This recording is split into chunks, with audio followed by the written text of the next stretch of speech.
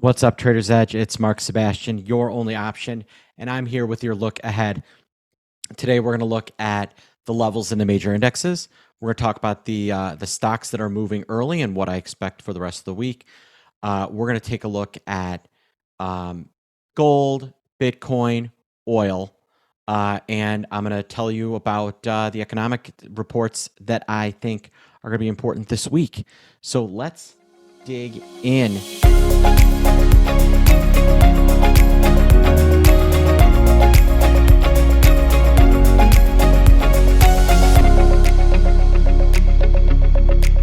Here we are. It is Monday, and the S&P 500 is down about 10 points. Managed to, eke out a tiny win on Friday. And now on Monday, we're just trading a little bit below where we had closed on Thursday. It's kind of a mixed bag across the board for the S&P. You can see the Qs are mildly up. Tighten this up a little bit. The Qs are mildly up, but appear to be maybe dojiing here after a nice run. They've gotten pretty stretched over the 21-day. A revisit to that 21-day down, call it 2%, I think is almost certainly in the cards this week at some point. Then the Russell 2000. If you've got a bull case, then bullish Russell. The Russell almost needs to rally with the rest of the market. It's so vastly underperformed the S&P and the Qs. It's mind blowing. And MGK, which I keep a tight eye on now. It's all the mega caps.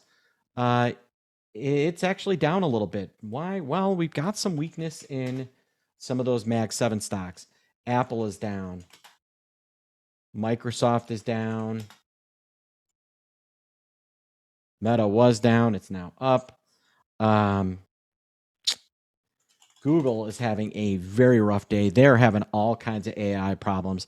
They need to get their stuff fixed. I don't know what's going on there, but probably some heads need to roll because Google is taking on the chin. Their AI being very difficult to use and being unreliable is a real problem for Google. So you got those four down. What's interesting is obviously NVIDIA holding up, but looks like it's looking toppy to me. I got to tell you, it looks a little toppy. But we're seeing strength out of the EVs. Tesla, I think you want to watch the movement in Tesla on Tuesday. If it can get a move higher on Tuesday and close in the green, we could be set up for a breakout move higher. The stock has been in the doldrums. It's threatening to break back above 200. I'd like to see if it can do that. So kind of looking at the major indexes as a whole, today and this week feels like it might be a breathe in, but that could change. We have two big economic reports this week, PCE and GDP revisions. Both of those are, I think, pretty important. PCE in particular is the type of event that could cause us to kind of have a rough rest of the week. If that number comes in hot, we could have some problems. And we're seeing the bond market. It had a nice day on Friday. It's kind of pulling back on Monday. And we've been kind of in this low range, threatening to break lower.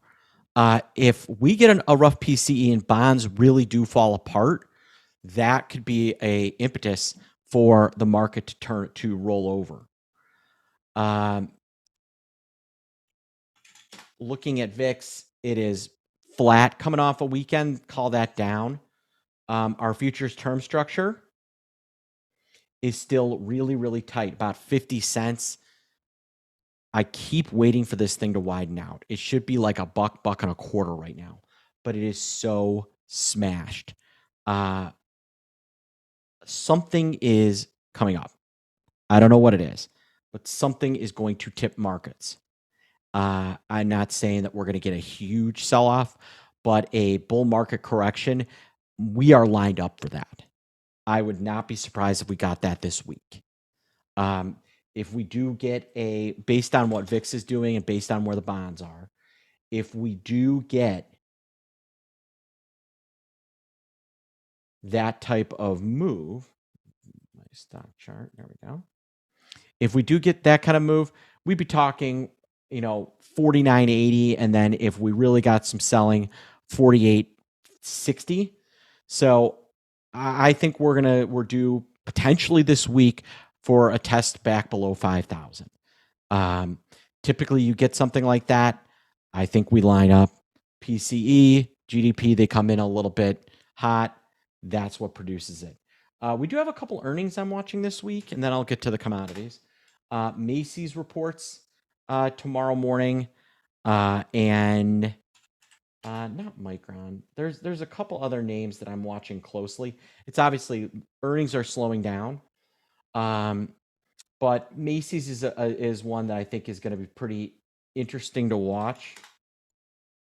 Next week we've got JWN, which will follow up Macy's.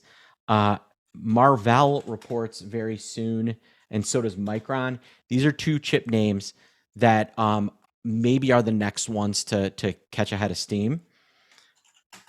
My pick that I've been saying all along, I love the stock, I love the stock, I love the stock. I started talking to you about it in December when the stock was in the 120s. Qualcomm.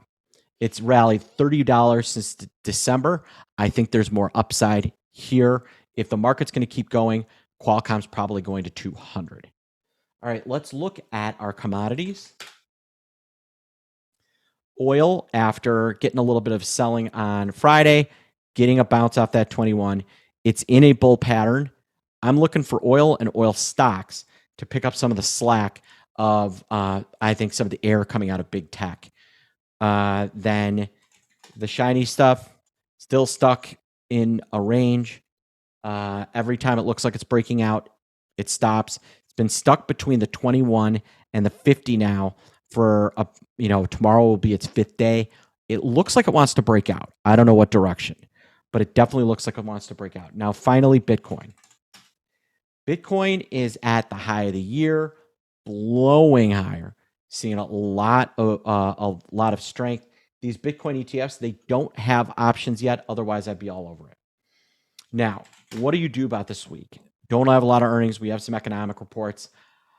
I don't know how many times I can say this, folks. Premiums around events are not properly priced right now. There's too much near-term premium smashing. We're trading 50, 80. The at-the-money straddle for a week from today, so a week from March 4th, is only about $55. We can move $55 over the course of 5 trading days, folks. I have zero doubts about that. This thing is just way too cheap. They're selling to you at like a 10% volatility. That is a real opportunity. That is a trade I'd be all over. Speaking of things to be all over, it is that time again. We are approaching a new month, and we have a new month of our Zero DTE Challenge. February has been pretty darn good. Not a home run, but pretty darn good. We're have many a pin. Definitely worth checking out and joining. We have a Facebook group with it. We give you all kinds of education. You get a live class with me and Leisha every week, and up to 2 trades every single day around Zero DTE and some potential overnights. Give my team a call, 888-872-3301 if you'd like to join, or click the link in the chat. If you were a member in January and we're not in February, give my team a call. We do have a special price for you. All right, folks, I hope you have a wonderful trading week. I am Mark Sebastian. I am your only option. Have a good one.